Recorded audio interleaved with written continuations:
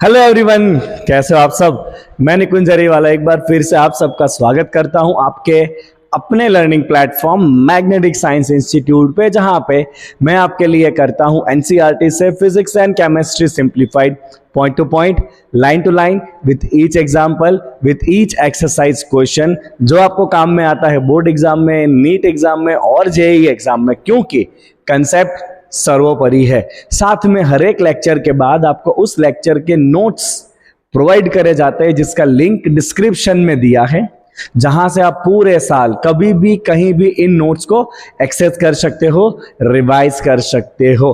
बच्चा लोग अगर चैनल के ऊपर नए हो, चैनल को सब्सक्राइब करेंगे, वीडियो को लाइक करेंगे और कमेंट में लिखेंगे कि आप ये लेक्चर कौन से सिटी में बैठ के देख रहे हो। चलिए बच्चा लोग, करंट इलेक्ट्रिसिटी क्लास 12 स्टार्ट किया था हमने, एक लेक्चर उसका हो चुका है। उस लेक्चर के अंदर हमने सीखा था कि भाई इलेक्ट्रॉन कैसे मूव करते हैं, ड्रिफ्ट वेलोसिटी क्या होती है, ओम्स लॉ क्या होता है, ओम्स लॉ के क्या क्या लिमिटेशंस हैं। आज बारी है बच्चा इस चैप्टर के सेकंड पार्ट को पढ़ने की, जहां हम बात करने वाले हैं सबसे पहले कि रेजिस्टेंस किस तरह से टेम्परेचर के साथ वेरी होता है। उसके बाद हम सीखेंगे इलेक्ट्रिक एनर्जी या इलेक्ट्रिक पावर के बारे में, और उसके बाद हम सीखेंगे सेल के ईएमएफ, सेल का सीरीज और सेल का पैरेलल कनेक्शन कैसे किया जाता है। तो this all topics are very very very important. चलिए बच्चा लोग आ जाइए, सबसे पहले बात करते हैं टेम्परेचर डिपेंडेंस ऑफ रेजिस्टिविटी। तो किसी भी मटेरियल का रेजिस्टिविटी टेम्परेचर के साथ वेरी होता है। डायरेक्ट इसका रिलेशन है कि resistivity of material rho is given by rho zero into 1 plus alpha into T minus T zero. तो दिस इज द फॉर्मूला। इस फॉर्मूला के अकॉर्डिंगली रेजिस्टिविटी टेम्परेचर के साथ वेरी होता है। Okay, what is this rho? This rho is resistivity at temperature T. This is the resistivity at temperature T. What is rho zero? Rho zero is resistivity at temperature T0. This is the resistivity at temperature T0. What is this alpha? Alpha is very important. This is called temperature coefficient of resistance. This is the temperature coefficient of resistance. Okay, and this alpha comes out to be positive for metals. मतलब metal के लिए resistivity temperature के साथ बढ़ता है। This alpha comes out to be negative for semiconductors. मतलब semiconductor का resistivity temperature के साथ डिक्रीज होता है, मतलब इनवर्स होगा। And this is nearly constant, मतलब अल्फा का वैल्यू नियरली जीरो होगा for some alloys. For some alloys, आगे हम एग्जाम्पल देखेंगे कौन सा है वो एलॉयज, जिसके लिए अल्फा बहुत छोटा है, नियरली जीरो है, मतलब वहां पे रेजिस्टिविटी टेम्परेचर से इंडिपेंडेंट हो जाएगा। सो अगर ये अल्फा ऑलमोस्ट जीरो है, मतलब resistivity is constant, right. This indicate resistivity is almost constant, right. We will see the example, ठीक है। चलिए बच्चा लोग, नाउ दिस है similar formula you can apply for the resistance also.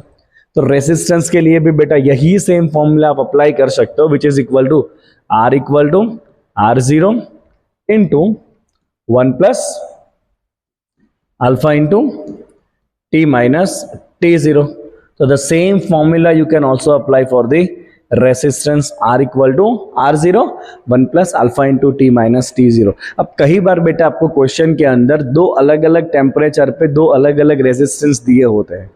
तो उस केस में देखिए सिंपली आपको किस तरह से रिलेट करना है बच्चा, बड़े ध्यान से देखना आप।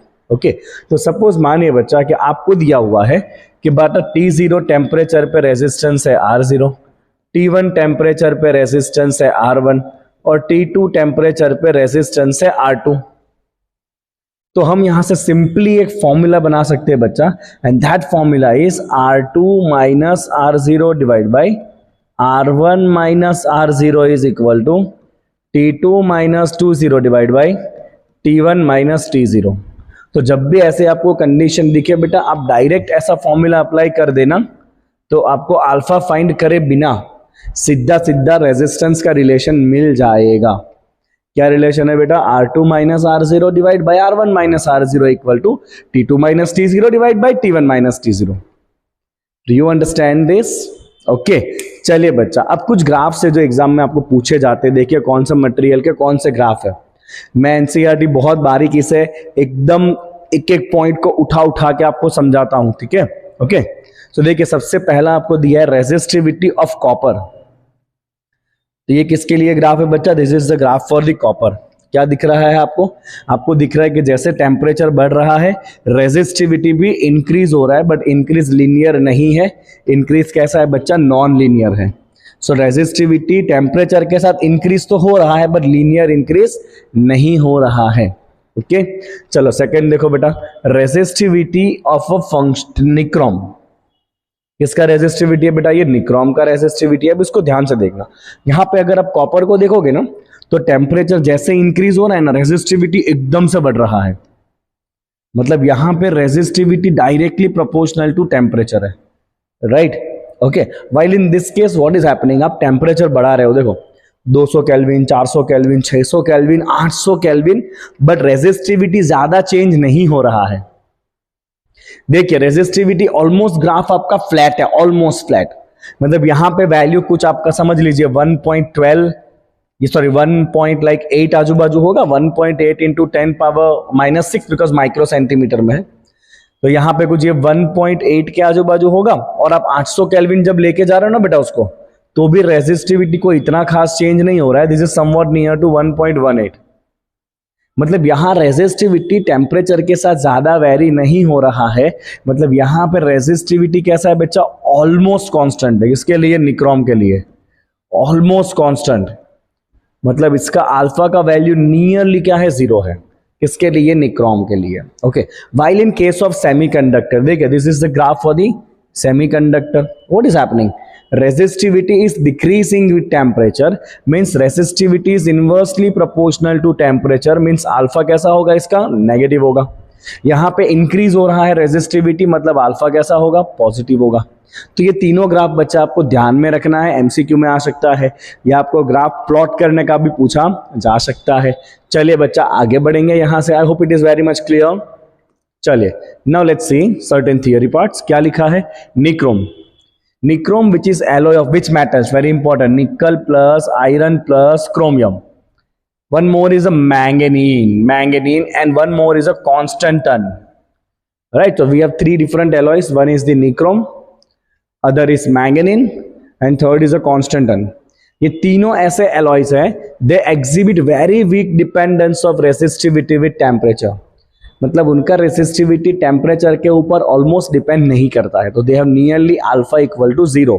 Okay, they are used in wire bound resistance. कहाँ यूज होता है बेटा ये, they all are used in wire bound standard resistors. Standard resistor मतलब उनका रेजिस्टेंस चेंज नहीं होना चाहिए। तो ये तीनों मटेरियल ऐसे है कि जिनका अल्फा ऑलमोस्ट कैसा है, 0 है। ओके, चलो, Resistivities of semiconductor decrease with increasing temperature. Now let's understand the reason. ये मैं आगे देख लिया था ना, resistivity is inversely proportional to temperature. किसके लिए, for semiconductors. Now let's see the reason. तो आपने ये reason last part में भी देखा था, फर्स्ट पार्ट में आपने लास्ट में ये फॉर्मूला बनाया था। सो हमने ऐसा फॉर्मूला बनाया था लास्ट पार्ट में कि resistivity is equal to m/n² tau. ये फॉर्मूला आपने बनाया था, resistivity is equal to m/n² tau. Tau क्या था आपका, रिलैक्सेशन टाइम था। और वो टॉ, रिलैक्सेशन टाइम। तो हमने ऐसा देखा था ना कि इलेक्ट्रॉन पुष्पा की तरह आगे जाता है, थोड़ा आगे जाता है, टकरा जाता है, थोड़ा आगे जाता है, टकरा जाता है, थोड़ा आगे जाता है, टकरा जाता है, राइट। तो ये टक्कर के बीच में जो उसको फ्री टाइम मिल रहा है ना, that's the relaxation time. Okay, अब होता क्या है बेटा, मेटल को जब आप गर्म करते हो, मेटल के पार्टिकल को एनर्जी मिलती है, तो मेटल में जो पॉजिटिव पार्ट होगा वो बहुत ज़्यादा रैंडमली या कह सकते हो ज़्यादा स्पीड से वाइब्रेट करने लगेगा एनर्जी मिलते ही। तो इलेक्ट्रॉन को ज़्यादा कोलिशन होगा, मतलब वो जो आराम से जाने का टाइम था वो और डिक्रीज हो जाएगा, बिकॉज इलेक्ट्रॉन अब बार बार टकरा जाएगा।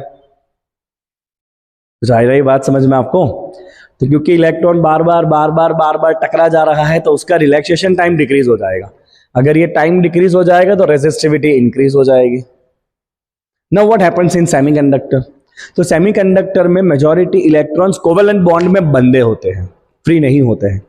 जब आप टेम्परेचर देते हो, गर्म करते हो, एनर्जी मिलते ही बॉन्ड टूटते हैं, इलेक्ट्रॉन फ्री होते हैं, मतलब ये नंबर डेंसिटी ऑफ इलेक्ट्रॉन बढ़ जाती है सेमीकंडक्टर में। और नंबर डेंसिटी बढ़ते ही क्या हो जाएगा, resistivity will decrease because they are inverse. Okay, तो देखिए बेटा, टेम्परेचर बढ़ाने से, अगर बेटा अपने टेम्परेचर को इंक्रीज किया, राइट, तो मेटल में क्या होना है बेटा, मेटल के अंदर रिलैक्सेशन टाइम डिक्रीज हो जाएगा और इसके लिए रेजिस्टिविटी बढ़ जाएगी। जबकि सेमी मेटल में या सेमीकंडक्टर में टेम्परेचर बढ़ाने से नंबर ऑफ फ्री इलेक्ट्रॉन बढ़ेंगे, बॉन्ड टूटेंगे, इसके लिए रेजिस्टिविटी डिक्रीज हो जाएगी। तो ये शॉर्टकट मैंने लिखा, इतना आप याद रखिए बेटा, आप थियरी आराम से लिख सकते हो। ओके, आप पढ़ लीजिए आराम से, आपको क्या दिख रहा है इसके अंदर, राइट, बहुत ही क्लियर कट जो मैंने आपको समझाया वही यहाँ पे लिखा हुआ है। ओके, चलिए आगे बढ़े बच्चा, बढ़ना तो पड़ेगा सर आगे। Okay, let's see what is the next question. ये टॉपिक क्लियर ना बेटा सबको, रेजिस्टिविटी किस तरह से टेम्परेचर के साथ वेरी होती है। वन मोर टाइम, ये फॉर्मूला रेजिस्टिविटी होता है m/n² टॉ। मेटल को गर्म किया, मेटल के पार्टिकल को एनर्जी मिला, उनका वाइब्रेशन और ज्यादा रैपिड हो गया, तो इलेक्ट्रॉन और टक्कर कर रहा है, मतलब इलेक्ट्रॉन का जो रिलैक्सेशन टाइम था वो डाउन हो गया। अगर टाइम डिक्रीज हो गया तो रेजिस्टिविटी बढ़ जाएगी।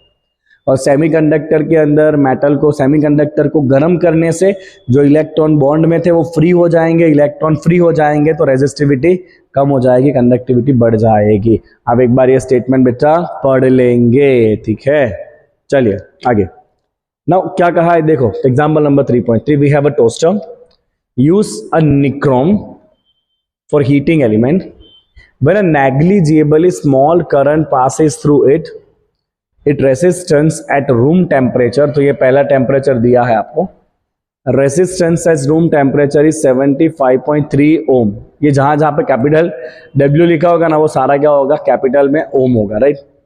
When the resistance is now connected with 230 volt supply, अब आपने 230 वोल्ट सप्लाई लगा दिया टोस्टर को, the current settle after few seconds to a steady value of 2.68 ampere. Okay, कुछ टाइम के बाद करंट सेटल हुआ। क्यों भाई कुछ टाइम के बाद, तो होगा क्या समझो आप ध्यान से। जैसे ही आपने वोल्टेज कनेक्ट किया, करंट पास हुआ, करंट पास होते ही जो वायर है निक्रोम का वो थोड़ा सा गर्म हो जाएगा, और जब निक्रोम वायर गर्म होगा तो उसके रेजिस्टेंस में थोड़ा सा चेंज आएगा। अगर रेजिस्टेंस में थोड़ा सा चेंज आएगा तो करंट में भी थोड़ा सा चेंज आएगा। मतलब स्टार्टिंग में करंट थोड़ा फ्लक्चुएट होगा, बिकॉज रेजिस्टेंस गर्म होने की वजह से थोड़ा फ्लक्चुएट हो रहा है। कुछ टाइम के बाद रेजिस्टेंस भी सेटल हो जाएगा और करंट भी सेटल हो जाएगा। और कितना करंट सेटल हुआ है देखिए, 2.68 ampere. What is the steady temperature, what is the temperature of that nichrome element, right. और आपको दे दिया है the temperature coefficient of resistance for nichrome, मतलब आपको अल्फा दे दिया है, this is the value of alpha. तो मैं देख पा रहा हूं क्वेश्चन में अल्फा दिया है, रेजिस्टेंस है, टेम्परेचर है, मतलब एक ही फॉर्मूला जो है यूज करना है, which is R equal to R0 1 plus alpha into T minus T0। Will use that formula. Okay, but before that थोड़े बहुत स्टेटमेंट है जो मैंने आपको बताया कि क्यों स्टार्टिंग में करंट फ्लक्चुएट होगा और उसके थोड़े टाइम बाद करंट स्टेडी होगा, उसके स्टेटमेंट्स लिखे हुए हैं मैंने एज इट इज।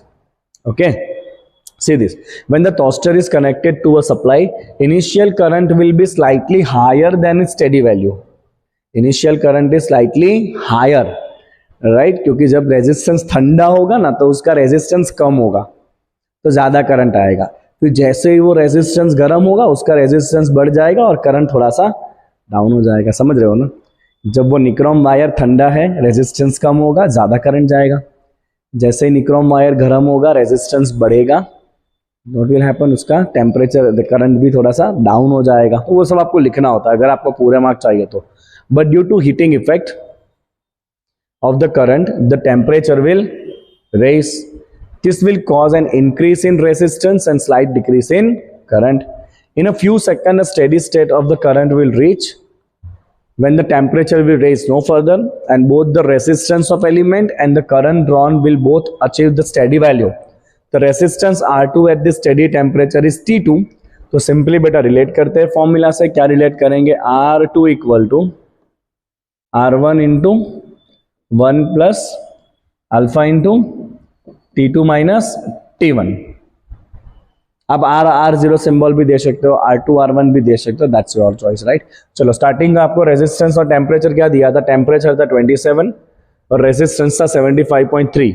सो आपको T1 दिया है 27 डिग्री सेल्सियस और उस टेम्परेचर पे रेजिस्टेंस दिया है आपको 75.3 ओम। अल्फा क्वेश्चन में दे दिया है आपको, अल्फा दिया है 1.7 into 10 power -4, it's 1.7 into 10 power -4, this is the value of alpha. आपको फाइनली दिया है वोल्टेज, कितना वोल्ट कनेक्ट किया 230 और करंट कितना हो रहा है 2.68। सो आपने फाइनली वोल्टेज कनेक्ट किया है 230 वोल्ट और करंट आया है 2.68 एम्पियर। तो यहां से बेटा आपका रेजिस्टेंस R क्या हो जाता है, ओम्स लॉ से R2 equal to V by I. Simply Ohm's law use करो तो resistance R2 equal to V by I. Let's put it here. So R2 is equal to V by I. R1 हमारे पास पहले से, let's write the formula one more time and now we will substitute all the values here. So voltage is 230, current is 2.68, R1 value is given which is 75.3, 1 plus alpha value is 1.7 into 10 power -4, T2 we don't know but T1 we have which is 27. So now let's simplify this. 75.3 नीचे आ जाएगा, this is going to be 273 divided by 2.68 और already कौन नीचे आ गया 75.3। अब बचा ये 1 प्लस, तो 1 को सामने में ले लो, क्या हो जाएगा यहाँ पे -1। अब बचा ये 1.7 इंटू 10 पावर -4 मल्टीप्लीकेशन में कहाँ चला जाएगा, यहां से ओवरऑल के नीचे। And this is equal to what, T2 minus 27। समझे ना, ये नीचे +1 सामने आ गया, ओवरऑल में से -1 और ये जो ओवरऑल बना उसको किससे डिवाइड करेंगे 1.7 इंटू 10 पावर -4 से। लेट्स सी बेटा क्या बन रहा है ये। Now I need कैलसी। हाँ भाई, मेरे को टाइम वेस्ट नहीं करना है ज्यादा।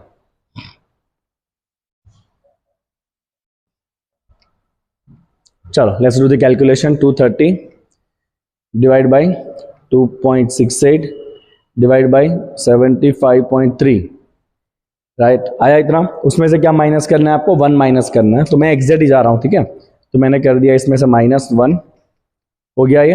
अब ये 10 पावर -4 ऊपर आएगा, मतलब 10 पावर +4 हो जाएगा। तो मैं इंटू करूंगा 10 पावर 4, 1 2 3 4 हो गया इतना। और नीचे 1.7 है, उसको मैं क्या करूंगा, डिवाइड करूंगा।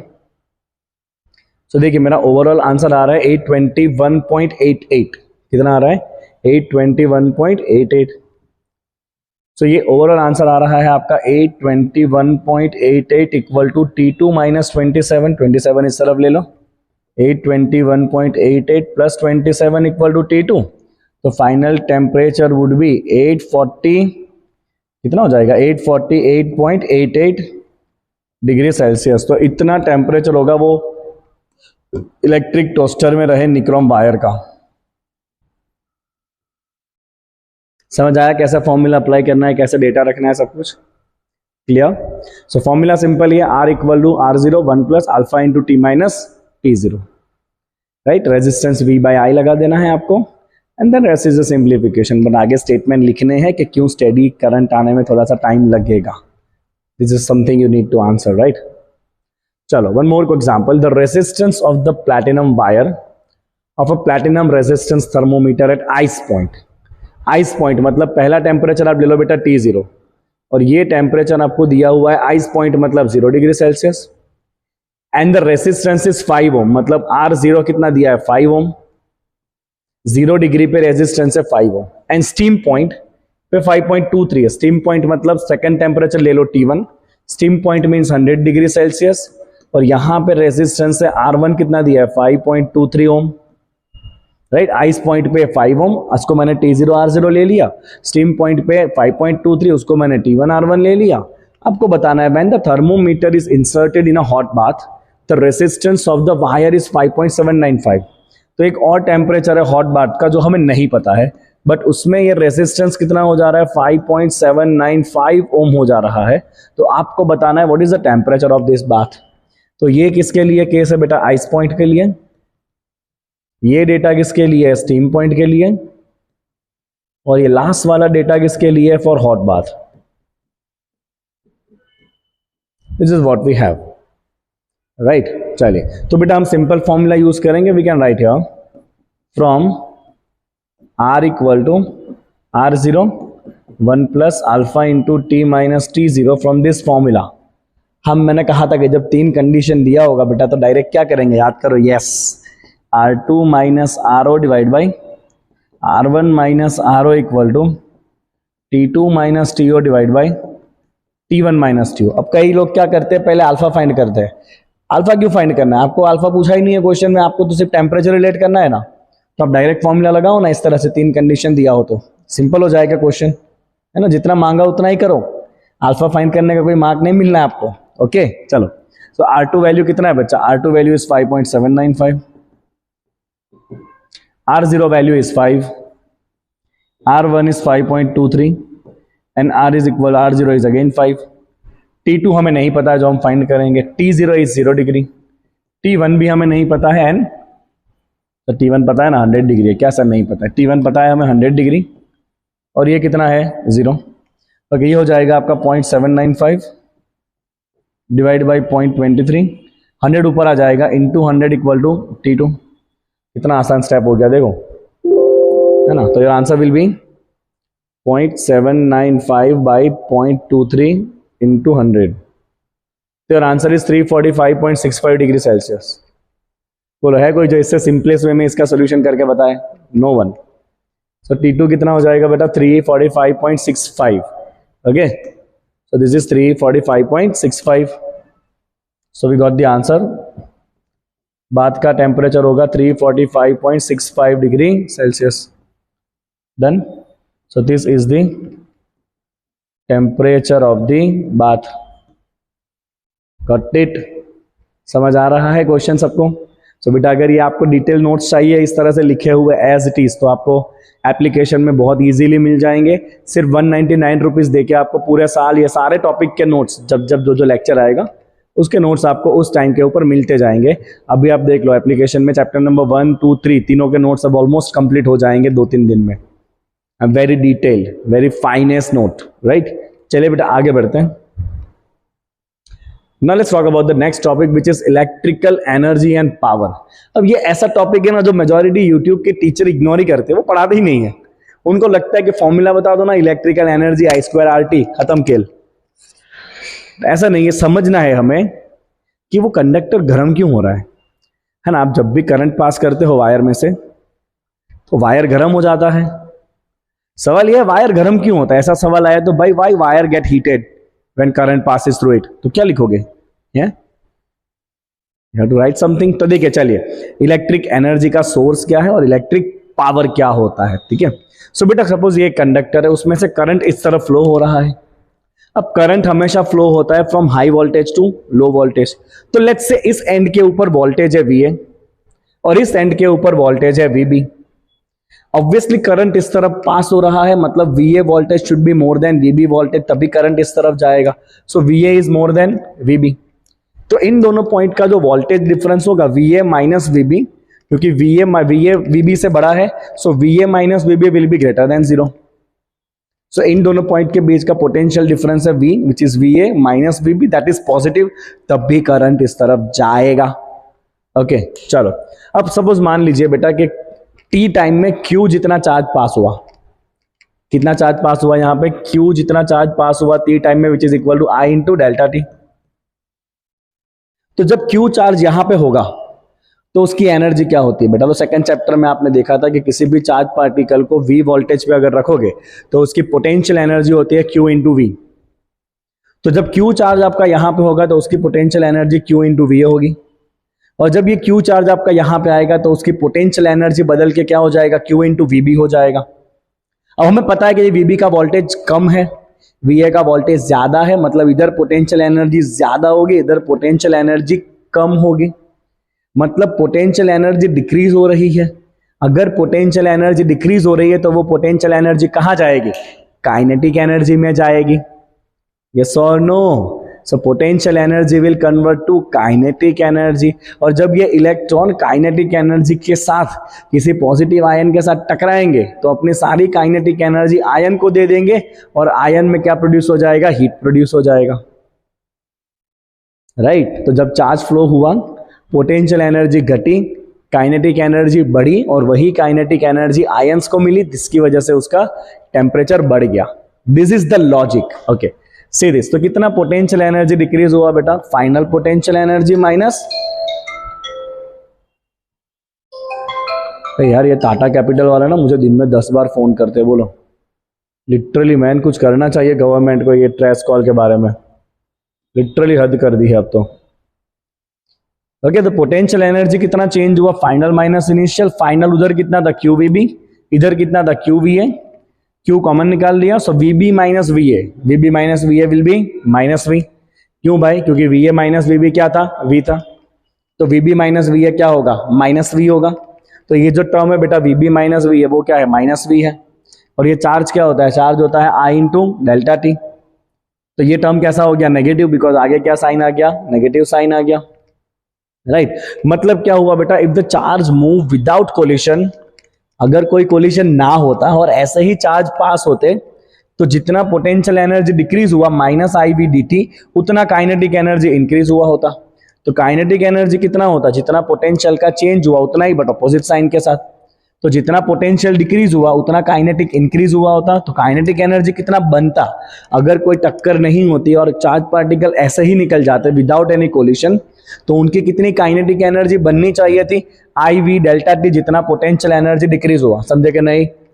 समझे कि नहीं? चार्ज जब इधर से इधर जा रहा है, पोटेंशियल एनर्जी डाउन हो रहा है। कितना डाउन हो रहा है potential energy? Which is equal to charge Q into delta V, जो क्या हो जाएगा? Negative, right. जितना पोटेंशियल एनर्जी घटा उतना काइनेटिक एनर्जी बढ़ा, बट क्योंकि पार्टिकल कोलाइड कर जाएंगे तो काइनेटिक एनर्जी पूरी किस में कन्वर्ट हो जाएगी? हीट में कन्वर्ट हो जाएगी। सीधा next step. Thus in case of charge were moving freely, अगर चार्ज फ्रीली मूव कर रहे हैं through the conductor under the action of electric field, there kinetic energy would increase as they move, but charge carrier do not move with acceleration but with a steady drift velocity. Remember, जैसे ही वो accelerate होंगे ए टकरा गए, जैसे ही accelerate हुए ए टकरा गए, right. This is because of the collision with ions and atoms during the transit. तो चार्ज पार्टिकल एक्सेलरेट हो ही नहीं पाते हैं, but they move with a steady drift velocity. Okay, समझे आप इतना लॉजिक बेटा? जब चार्ज यहां से यहां गया, पोटेंशियल एनर्जी डिक्रीज हुआ, जितना पोटेंशियल डिक्रीज हुआ उतना काइनेटिक इंक्रीज होना चाहिए था if there is no collision, but because of the collision वो जितना काइनेटिक एनर्जी होना चाहिए था वो सारा किस में कन्वर्ट हो गया? हीट में कन्वर्ट हो गया, right. See this, during the collision the energy gain by the charge is shared with the atoms. Now the atom को energy मिली ना, तो atom vibrate more vigorously and that is why the conductor heats up, right? Thus in an actual conductor, amount of energy dissipated as heat in a conduction during the time interval delta t, तो जितना वो kinetic energy बढ़ा था वो सारा किस में चला जाएगा? हीट में। कितना काइनेटिक एनर्जी बढ़ा था बच्चा? तो काइनेटिक एनर्जी बढ़ा था आपका चार्ज इंटू वोल्टेज। चार्ज लिखा था आपने I डेल्टा टी, तो कितना एनर्जी बनेगा बेटा? IV delta T. कितना एनर्जी बनेगा बच्चा? IV delta T. आई बात समझ में? ओके, सो वापस एक बार यहां पे लिख दूं, क्या हुआ यहाँ पे? पोटेंशियल एनर्जी डिक्रीज हुआ, उतना ही काइनेटिक एनर्जी इंक्रीज होना चाहिए, और वो सारा किस में चला गया है? हीट में। कितना है ये वैल्यू? ये वैल्यू है आपका charge into voltage difference. Charge क्या होता है? Current into time into voltage difference. तो यही है फॉर्मूला ऑफ द हीट, और इस तरह से ये फॉर्मूला को बनाया जाता है, राइट। अब बताओ, किसी ने बताया है ऐसे आपको? है ना, नहीं बताया होगा, आई गारंटी कोई नहीं बताता इतना बारीकी से, ठीक है। चलो ना, व्हाट इज पावर? पावर होता है simply energy per unit time. तो जैसे ही आप ये टाइम को नीचे डिवाइड कर दोगे तो वर्क डन या एनर्जी बाय टाइम क्या हो जाता है? पावर। इसको नीचे ले लो, क्या बचा? V into I. तो ये आपका जाना पहचाना formula, power P equal to V into I. अब ओम्स लॉ यूज करो, V इक्वल टू IR रख दो, तो पावर P क्या हो जाएगा? I square into R। या अगर आप ये I की जगह पे रखोगे V बाई R, तो V स्क्वायर बाई R हो जाएगा। See what I said, P equal to V into I. अगर आप V को सब्स्टिट्यूट करते हो I इंटू R, तो फॉर्मूला क्या हो जाएगा? I square into R। और अगर आप V एज इट इज रखो और I को सब्स्टिट्यूट करो V बाय R, तो फॉर्मूला क्या हो जाएगा बेटा? V स्क्वायर बाय R, ठीक है। ओके, चलिए। As the power loss in conductor of resistance R carrying a current I, it is this power which heats up. for example the coil of electric bulb or to incandescent lamp radiating out the heat and light. So what happen actually, अब ये सवाल ये है कि sir ये potential energy आ कहाँ से रहा है? So there has to be someone which should give this energy. तो ये एनर्जी देने का काम कौन कर रहा है? बैटरी। बैटरी में क्या होता है? Chemical reactions. और बैटरी में जो केमिकल रिएक्शंस होते हैं उस केमिकल रिएक्शन की वजह से ये चार्ज को एनर्जी मिलता है और वो एनर्जी लेके वो हीट में लॉस करके आता है। सीधी सब इसके बाद आ रहा है battery. So chemical energy of the cell which supply this power for as long as it can. तो ये जो पावर आ रहा है ना वो केमिकल एनर्जी में से आ रहा है, बैटरी में जो रिएक्शन हो रहा है वहां से आ रहा है। ठीक है, क्लियर बेटा पूरा टॉपिक? चलिए, I hope it is very much clear. आगे चलो। ना this is very interesting, power transmission. आपने देखा होगा कोई भी ट्रांसमिशन केबल होता है ना तो वो बहुत हाई वोल्टेज पे होता है, बहुत हाई वोल्टेज पे होता है वो, राइट? वाई? इसका रीजन क्या है? क्यों इतना हाई वोल्टेज पे पावर ट्रांसमिट किया जाता है? तब इसका रीजन समझो बेटा। समझो यहाँ पे आपका पावर स्टेशन है, सपोज यहाँ पे पावर स्टेशन है, राइट? और यहाँ पे कुछ इंडस्ट्री है, ठीक है? और ये इंडस्ट्री को पावर सप्लाई चाहिए पीएस, इसका पावर का नीड है सपोज पीएस, इतना पावर तो इसको चाहिए ही चाहिए। ठीक है, आप इसको नहीं कह सकते कि तू पावर कम यूज कर, इसको जो पावर चाहिए वो चाहिए। सपोज यहां से आप केबल के थ्रू पावर को ट्रांसफर कर रहे हो और जस्ट फॉर एग्जांपल सपोज ये डिस्टेंस है 100 किलोमीटर का। कितना? 100 किलोमीटर दूर आप केबल से पावर को दे रहे हो। अब ये केबल किसी भी मेटल का बना होगा, डजंट मैटर, बट कुछ ना कुछ तो रेजिस्टेंस होता है। अगर कुछ रेजिस्टेंस होता है मतलब ये पूरे लाइन में पावर का लॉस होगा। कितना लॉस होगा पावर का? I square into R. Suppose current कितना है? आई है। करंट कितना जा रहा है? आई करंट जा रहा है। तो जितना करंट होगा उतना आई स्क्वायर इंटू आर के फॉर्म में, आर क्या है? पूरे लाइन का रेजिस्टेंस है, उतना क्या हो रहा होगा? पावर लॉस हो रहा होगा। तो अगर आप करंट ज्यादा रखोगे तो पावर बहुत लॉस हो जाएगा, बिकॉज करंट का वापस स्क्वायर हो रहा है। ठीक है, तो हम क्या करेंगे? हम वोल्टेज बढ़ाएंगे। सपोज हमने V वोल्ट पे ट्रांसमिशन किया, कितने वोल्ट पे? V वोल्ट पे। तो हम करंट सिंपली क्या लिखते हैं? हमें पावर कितना डिलीवर करना है? P S। तो कहना है सिंपली राइट कि जो पावर हमें डिलीवर करना है PS, that should be equal to voltage V into current I, है ना? इतना तो डिलीवर करना ही है आपको, जो इसने मांगा है पावर उतना तो उसको देना ही पड़ेगा ना। आप ऐसा थोड़ी कह सकते हो कि भाई मेरा पावर लॉस ज्यादा हो रहा है इसलिए तो पावर यूज कम कर, नहीं, ऐसा नहीं कह सकते हम। ठीक है, तो यहां से सिंपली ये करंट क्या हो गया बच्चा? करंट हो गया power supply required divide by voltage. तो आप करंट की जगह डाल दो यहाँ पे power supply divide by voltage, क्या करेंगे? उसका स्क्वायर करेंगे, right? Now see this very interesting. ये हो गया P A square divide by R divide by V square. ये पीएस कांस्टेंट है, इसको जो पावर सप्लाई रिक्वायरमेंट है वो तो रहने ही वाला है। ये आर केबल का रेजिस्टेंस है जो है वो रहने ही वाला है। आप ऐसा थोड़ी कर सकते हो सिल्वर के केबल लगा लो या गोल्ड के केबल लगा लो, हैं? मिलेंगे ही नहीं दूसरे दिन। यहाँ लोग पूरी के पूरी ट्रेन की पटरी उठा के लेके जाते हैं लोहे की, और तुम गोल्ड के केबल डालने की बात कर रहे हो? बात कर रहे हो यार, बात ही कर सकते हो। तो मुझे सिंपली यहाँ पे दिख रहा है कि पावर लॉस जो है ना वो inversely proportional to a square of transmission voltage. तो अब जितना ये वोल्टेज को हाई कर दोगे ना उतना पावर लॉस डाउन हो जाएगा। तो इसीलिए जब पावर ट्रांसमिशन किया जाता है ना तो एकदम हाई वोल्टेज पे करा जाता है, ताकि वोल्टेज जितना ज्यादा होगा ना उतना करंट डाउन हो जाएगा और पावर लॉस भी डाउन हो जाएगा। ओके, अब ये पावर बढ़ाएंगे कैसे? तो उसके लिए होते हैं ट्रांसफॉर्मर। यहाँ पे होता है एक स्टेप अप ट्रांसफॉर्मर जो वोल्टेज बढ़ाने का काम करता है, और यहाँ पे होता है स्टेप डाउन ट्रांसफॉर्मर जो वापस वोल्टेज को घटाने का काम करता है। और ये पूरे लाइन में एकदम जबरदस्त हाई वोल्टेज से करंट को पास कराया जाता है ताकि पावर लॉस कम हो। आई बात समझ में? Is that clear? ओके, तो अगर कोई आपको पूछे कि भाई क्यों इतने हाई वोल्ट पे पावर ट्रांसमिट किया जाता है, तो आपको पता होना चाहिए कि जो पावर का लॉस होने वाला है पूरे केबल में that is proportional to 1/v square. तो जितना आप हाई वोल्टेज कर दोगे ट्रांसमिशन का उतना पावर लॉस कम हो जाता है। ओके, चलो आगे चले। लेट्स सी बेटा, अब आ गया आपका बैटरी। सेल कह लो, पहले सेल पढ़ेंगे क्योंकि इस एक सेल में क्या होता है आपने केमिस्ट्री में सीखा है, एक सेल में होता है सॉल्यूशन, उसमें एक एनोड एक कैथोड। एनोड पे कुछ रिएक्शन होती है जिससे इलेक्ट्रॉन निकलते हैं और कैथोड पे वो रिएक्शन एक्सेप्ट हो जाते हैं इलेक्ट्रॉन्स। तो एनोड से होते हुए इलेक्ट्रॉन कैथोड की तरफ अंदर आ जाएंगे। तो इस सिंपल डिवाइस को कहते हैं सेल। क्या कहते हैं इसको? सेल कहते हैं। और जब बहुत सारे सेल को साथ में जोड़ दिया जाता है तो बनती है बैटरी। क्या बनता है? बैटरी बनता है। Okay, so battery is simply the group of cell. तो इस टॉपिक में आपको सीखना है सेल का ईएमएफ क्या है, सेल का इंटरनल रेजिस्टेंस क्या है और सेल का टर्मिनल वोल्टेज क्या है। मैं बहुत आसान सी भाषा में आपको पूरा सेल समझाऊंगा, बहुत सिंपल लैंग्वेज में, बहुत सिंपल लैंग्वेज में। कोई डाउट नहीं रहेगा आपको कि सर ईएमएफ क्या है, सर टर्मिनल वोल्टेज क्या है and all that things. Everything will be very much clear. चलिए बेटा आ जाइए। तो यहां पर एक सिंपल से सेल का एग्जांपल है।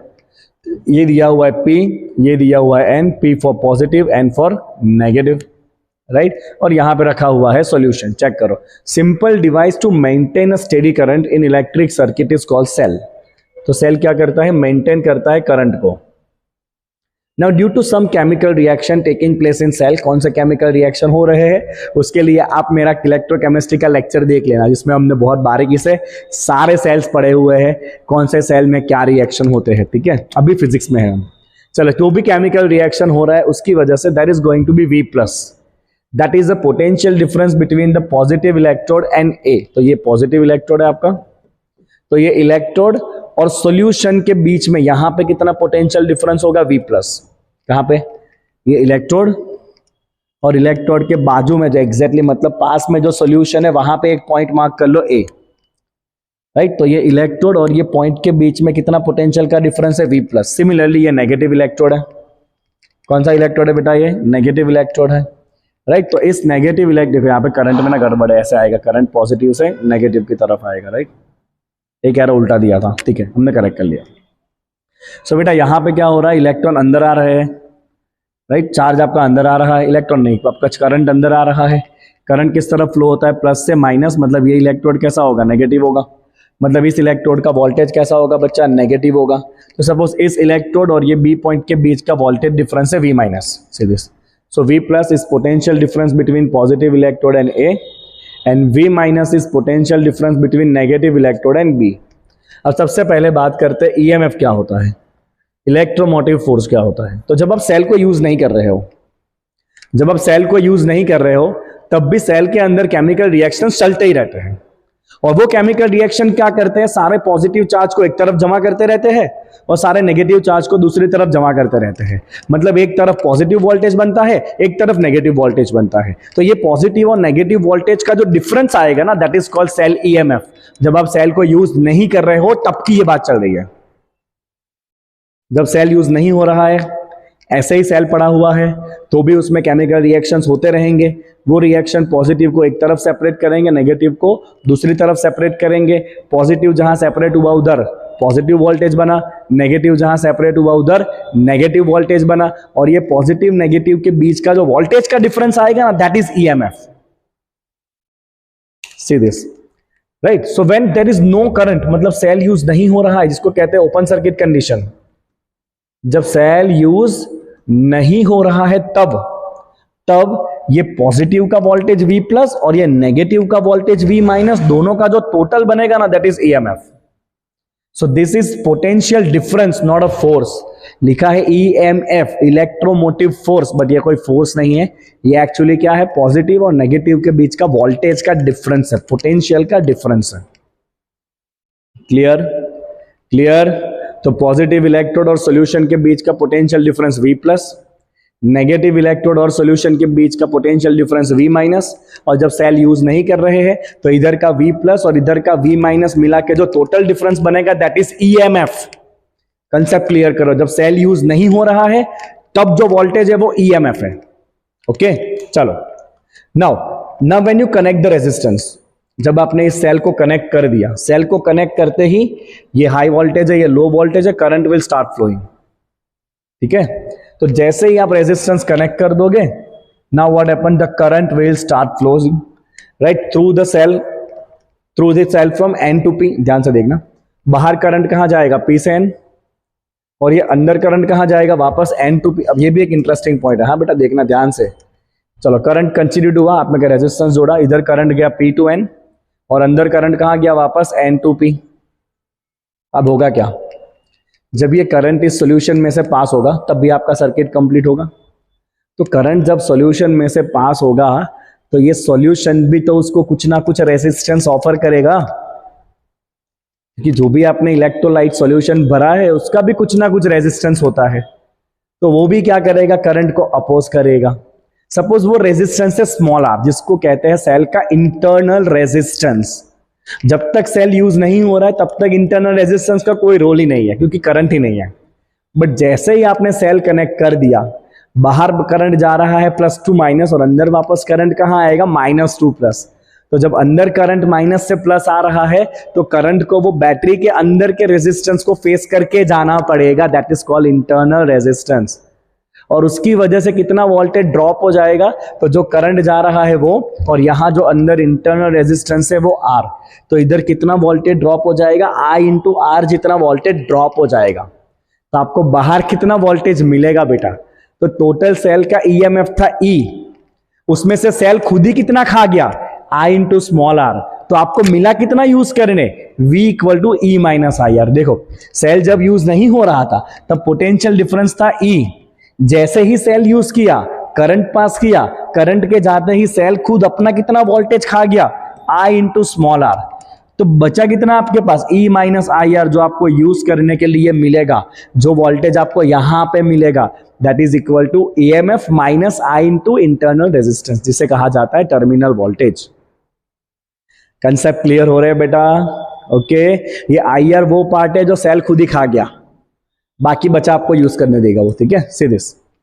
चलिए, the electrolyte through which the current flows has also the finite resistance. तो इलेक्ट्रोलाइट के रेजिस्टेंस को क्या कहा बेटा हमने, इंटरनल रेजिस्टेंस कहा, ठीक है। चलो, now as R is finite, current तो जीरो होने वाला नहीं है, सो पोटेंशियल डिफरेंस अब आपको कितना मिलेगा बेटा, तो ये टोटल था पहले V plus plus V minus, but battery खुद कितना खा गया उसमें से, IR। तो आपको यूज कितना करने मिला बेटा, E माइनस IR। कितना यूज करने मिला आपको, यूज करने मिला E माइनस IR जितना।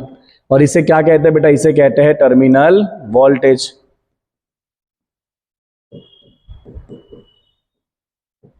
ठीक है, चलो, टर्मिनल वोल्टेज रेजिस्टेंस को मिला है, तो टर्मिनल वोल्टेज क्या लिख सकते हो बेटा आप, I इंटू कैपिटल R।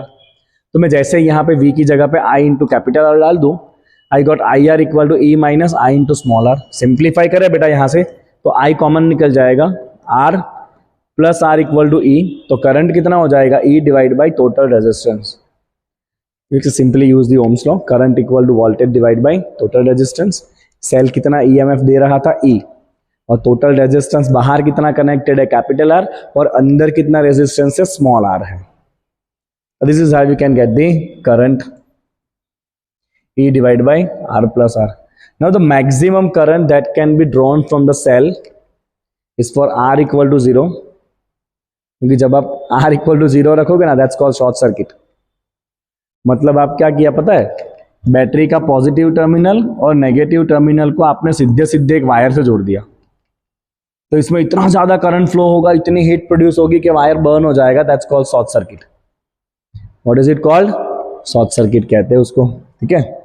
चलिए, एनीवेज आगे बढ़ते हैं बच्चा। चलिए, let's see what next we have here. Okay, now we are going to see how can we connect the cells in series, and then we will learn how to connect the cells in parallel. This is the last topic of this particular class, और उसके बाद आता है आपका Kirchhoff. ओहो, Kirchhoff, और उसके बाद तो चैप्टर ही खत्म हो जाएगा। 3 लेक्चर का ये चैप्टर है। एक बहुत इंपॉर्टेंट टॉपिक था, पोटेंशियोमीटर इन्होंने निकाल दिया है, बट मैं एक बार आपको करवा दूंगा, ठीक है। 1-2 क्वेश्चन कराऊंगा, आपका पोटेंशियोमीटर एकदम क्लियर हो जाएगा।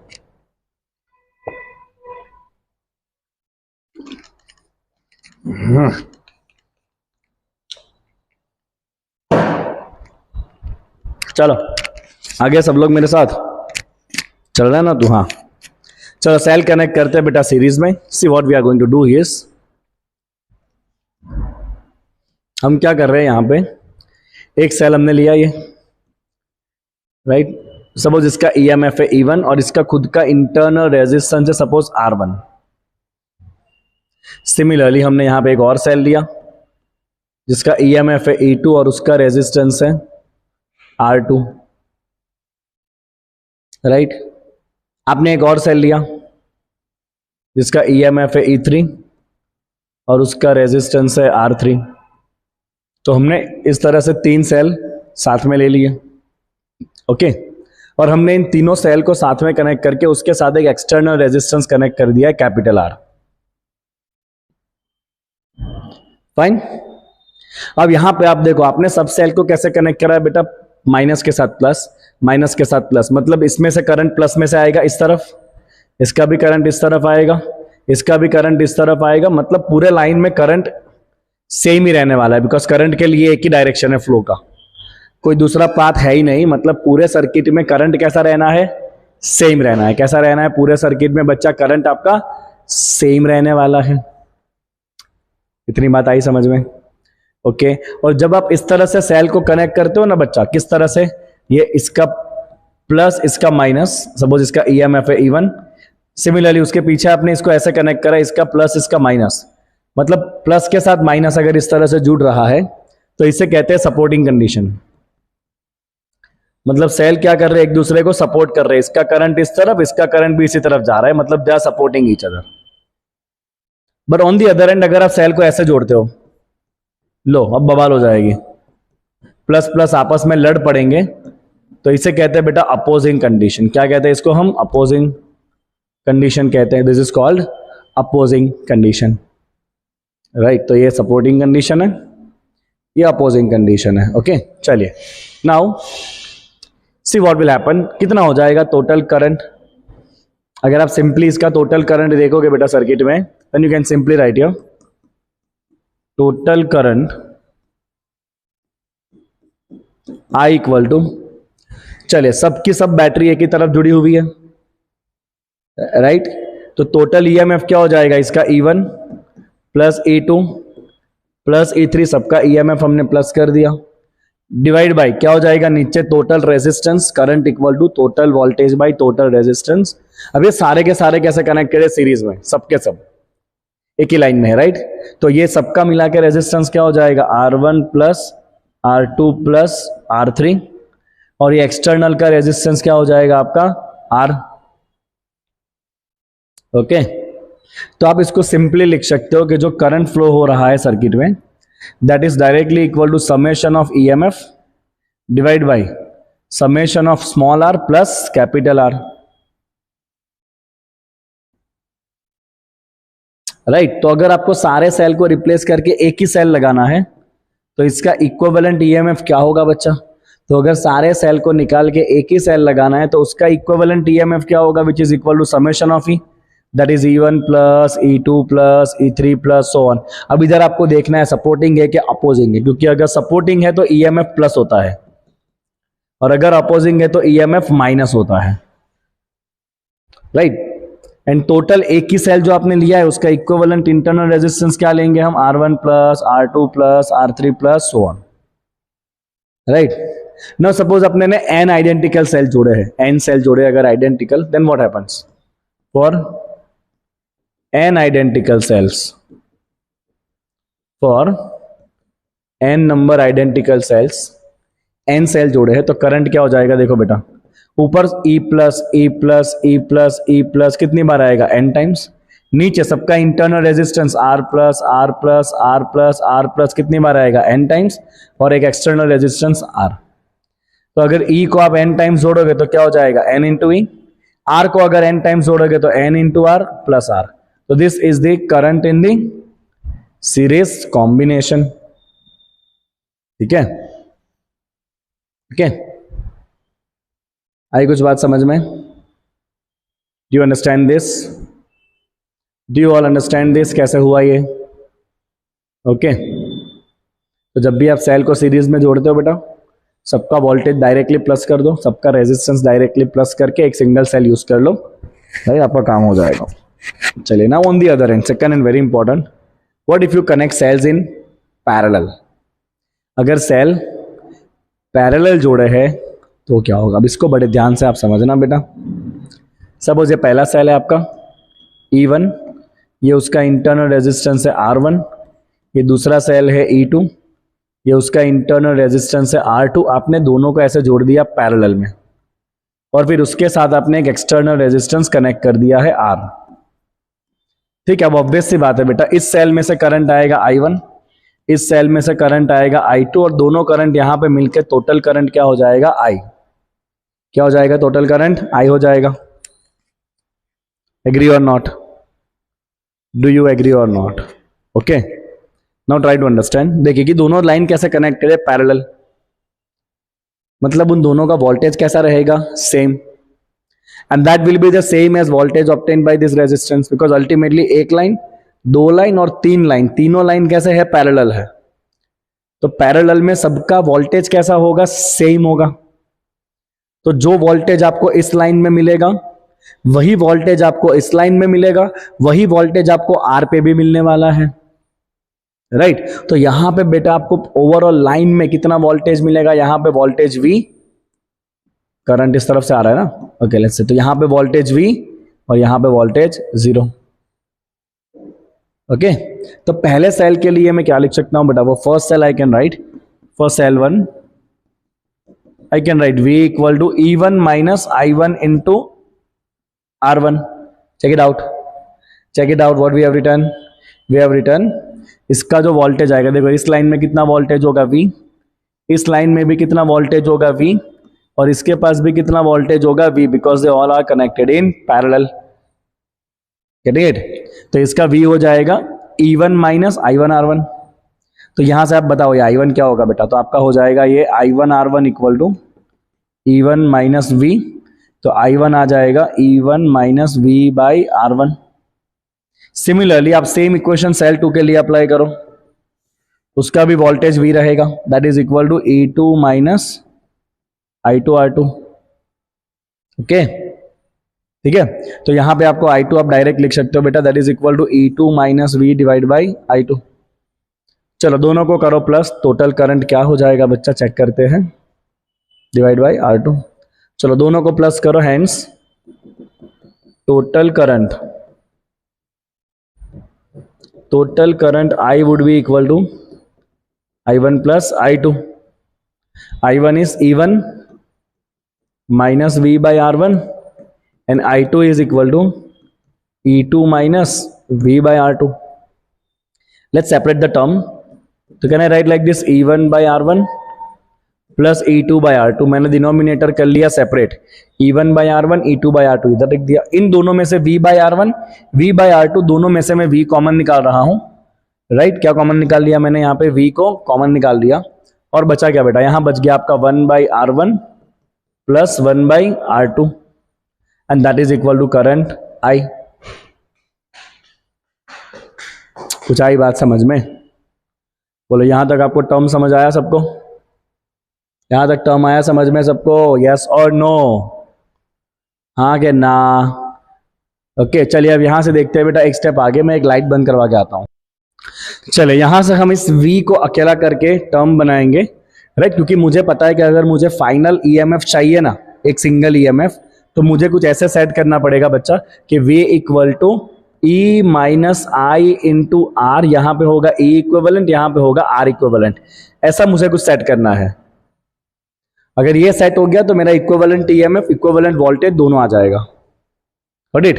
सो मैंने यहां तक इक्वेशन बनाया, करंट I क्या करना है? I1 प्लस I2 करना है, सिंप्लीफाई किया। चलो अब मुझे V को अकेला करना है, तो पहले I को इस तरफ ले लो, क्या हो जाएगा? ये हो जाएगा आपका V into 1 by R1 plus 1 by R2 equal to E1 by R1 plus E2 by R2 minus I।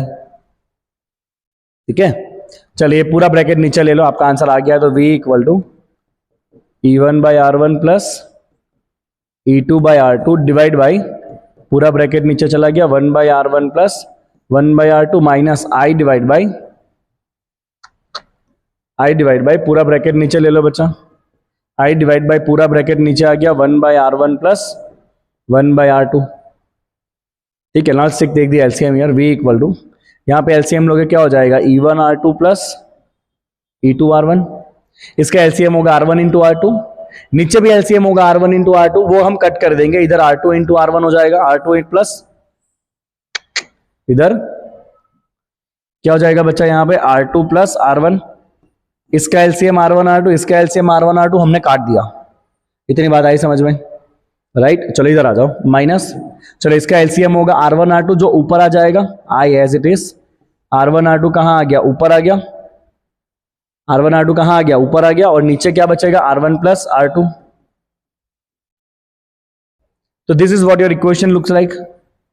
Now compare this with the standard equation, V equal to E minus I R. मतलब ये जो term बना ना आपका बेटा खतरनाक, E1 R2 plus E2 R1 divide by R1 plus R2, ये है आपका इक्विवेलेंट EMF इन पैरेलल।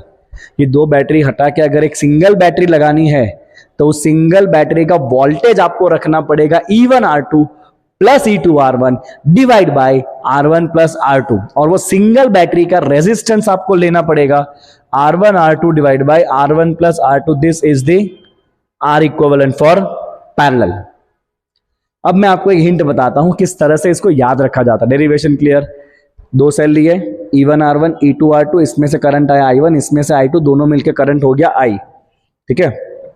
और वो करंट पास हो रहा है इस रेजिस्टेंस R में से। अभी दोनों लाइन कैसे कनेक्ट करे, पैरेलल, तो दोनों का वोल्टेज कैसा रहेगा, same, and that is same as जो वोल्टेज इसको मिलेगा। तो सिंप्लीफाई, इसके लिए लिखेंगे V equal to E1 minus I1 R1, इसके लिए V equal to E2 minus I2 R2। यहां से I1 I2 को सबसे ऑब्टेन कर लो। Now total current I1 plus I2। यहां से सिंप्लीफाई करके आपका टारगेट क्या है, आपको ये V निकालना है सिंप्लीफाई करके। तो this is what you can obtain. आराम से एक दो बार प्रैक्टिस करेंगे बेटा, स्टेप्स आपके हाथ पे बैठ जाएंगे। इंपॉर्टेंट थियरी है, cells in parallel, formula obtain करो, इंपॉर्टेंट थियरी। अब इसको बेटा याद कैसे रखना है, आई होप एक स्लाइड है मेरे पास, यस वी हैव। इसको बच्चा याद कैसे रखना है, तो इसको हम याद रखेंगे। इसकी ट्रिक क्या है, इसकी ट्रिक है सेल्स इन पैरेलल की। हाँ, तो बच्चा सेल्स इन पैरेलल का एक बहुत आसान सा ट्रिक है, और इसका ट्रिक है कि आपको पहले R इक्विवेलेंट के लिए क्या करना है, तो पैरेलल में हम रेजिस्टेंस कैसे निकालते हैं, 1/R से निकालते हैं ना। तो उसी तरह से एक जो सिंगल सेल बनेगा उसका इंटरनल रेजिस्टेंस आएगा 1/R equivalent equal to 1/R1 plus 1/R2 plus 1/R3 plus up to so on, right. Equivalent EMF कैसे निकालना है, तो आपको एक फॉर्मूला याद रखना है, E equivalent divide by R equivalent is equal to E1 by R1 plus E2 by R2 plus E3 by R3 and so on। तो आप क्या करोगे बच्चा, सबसे पहले सारे R के वैल्यू रख के R इक्विवेलेंट फाइंड कर लोगे, और फिर R इक्विवेलेंट इधर डाल के आप फाइंड कर लोगे E इक्विवेलेंट कितना आ रहा है। अब यहां पे भी अगर मान लो सेल उल्टे पुल्टे कनेक्ट करे, तो मतलब अगर एक सेल ऐसे कनेक्ट करा है, एक ऐसे कनेक्ट करा है, और एक सेल उल्टा कनेक्ट करा है, तो फिर जो सेल उल्टा, सपोज ये E1 है, ये E2 है, ये E3 है, ये सेल उल्टा कनेक्ट करा है, राइट, तो उसके वाला टर्म नेगेटिव ले लो यहां पे। अगर इसको उल्टा कनेक्ट करा है तो ये टर्म कैसा लेना है आपको, नेगेटिव ले लेना है, राइट।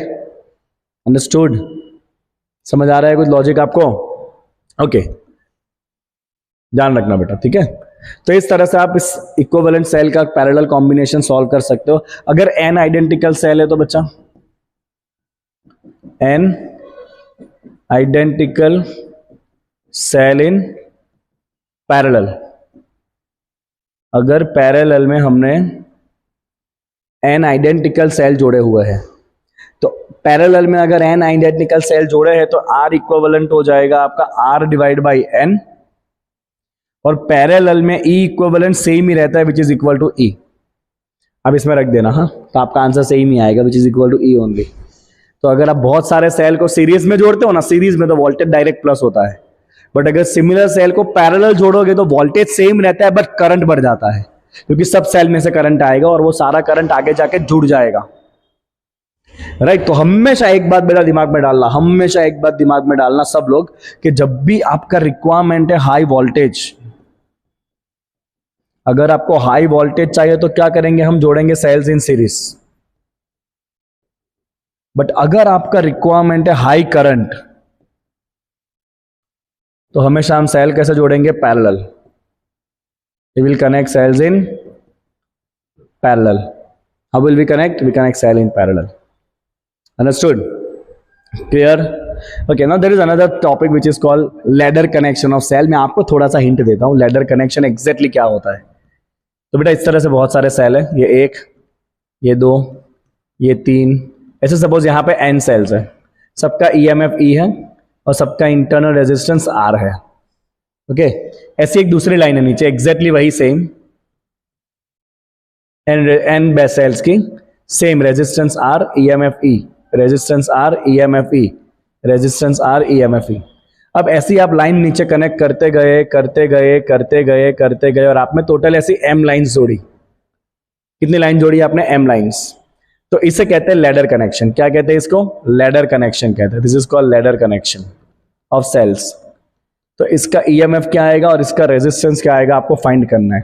तो सबसे पहले एक लाइन पे फोकस करो, एक लाइन पे. तो यहां पे एक लाइन में बहुत सारे सेल कैसे जुड़े हुए हैं? सीरीज में. सीरीज में EMF डायरेक्ट प्लस हो जाएगा. तो ये पूरी लाइन का, एक लाइन का EMF कितना बन जाएगा? N into E. और सीरीज में रेजिस्टेंस भी जुड़ेंगे तो एक लाइन का रेजिस्टेंस क्या हो जाएगा? N into R. सेम यहां पे भी वही तो होगा. एक लाइन का EMF जुड़ के N इंटू E, रेजिस्टेंस हो जाएगा N इंटू R. अब ऐसी बहुत सारी सेल कैसे कनेक्टेड हो गई? पैरेलल में. ये एक सेल, दूसरी सेल, तीसरी सेल, चौथी सेल, ऐसी m सेल है. तो अभी हमने क्या देखा? अगर आप इक्वल सेल को पैरेलल जोड़ते हो तो EMF बदलती नहीं है. अगर आप कितनी भी सेल पैरेलल लगा दो इक्वल इक्वल सेल तो EMF will never going to be change. तो एक लाइन का जो EMF है ना, वही EMF पूरे नेटवर्क का भी रहने वाला है, क्योंकि पूरे नेटवर्क में ये सारे पैरेलल है. पैरेलल में EMF सेम रहता है जो एक का है. और रेजिस्टेंस क्या हो जाएगा बच्चा पैरेलल में? तो एक लाइन का रेजिस्टेंस क्या है? N into R. ऐसे कितनी लाइन पैरेलल में है? M lines. तो नीचे क्या हो जाएगा? डिवाइड बाई M हो जाएगा. राइट. इसमें करंट क्या होगा? तो total current will be equal to E equivalent divide by R equivalent plus external resistance. External कुछ भी होगा ना तभी तो करंट आएगा सेल में. राइट. तो this is how you can complete this. This is N into M into E divide by NR plus MR. तो इस तरह के क्वेश्चंस आपको पूछे जाते हैं. राइट बेटा. तो आज हमने करंट इलेक्ट्रिसिटी का चैप्टर टॉपिक नंबर 2 कंप्लीट किया, जिसमें हमने शुरुआत करी कि रेजिस्टेंस और टेम्परेचर के बीच में क्या रिलेशन है. ग्राफ सीखे उसके, न्यूमेरिकल सीखे उसके.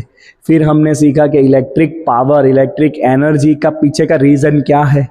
और फिर हमने लास्ट में सीखा कि सेल क्या होता है, सेल का EMF, terminal voltage, internal resistance और सेल को सीरीज और पैरेलल में जोड़ने से फॉर्मूलाज क्या बनते हैं.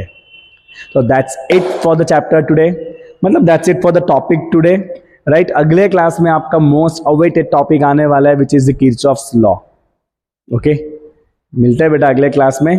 Tata, bye bye, see you.